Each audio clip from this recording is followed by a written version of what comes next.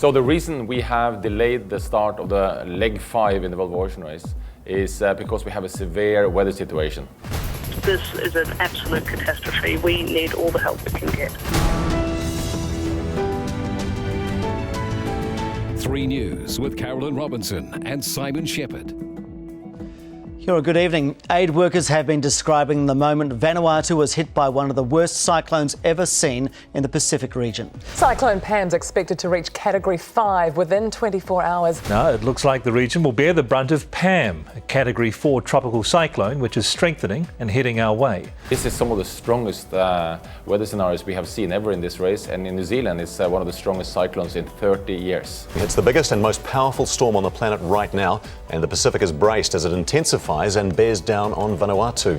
Well, as we reported earlier, the Volvo Ocean Race organisers have postponed the restart because of Cyclone Pam. From something like this, it would be, unbelievably windy as well, I would say, and huge sea state. It's just going to be very hard to do anything. Good evening. We're all watching Tropical Cyclone Pam, a severe Category 5 storm. That is when late Sunday into Monday we see this beast rotate in.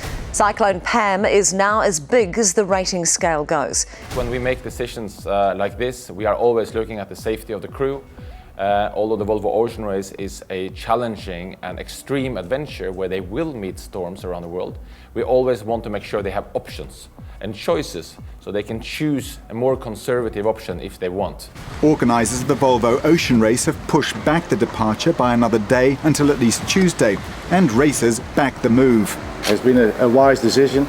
You wouldn't send somebody somewhere and going 100 knots because it would be just crazy. It's a survival race, then it's not a race anymore. I guess there's 2 issues, wind speed and sea state, and we need to look into those as it develops in the next few days. The Volvo Ocean Race, it's still going to be a race. Once you start sailing in over 50 knots, it turns into a survival race. So it's good to see the teams and the organisation to make this decision and keep most people safe. Well, the situation I think is pretty different to what we've ever had before, I think, in the history of this race. With a cyclone or whatever you want to call it, a hurricane in the race course at departure time, you cannot send boats into it.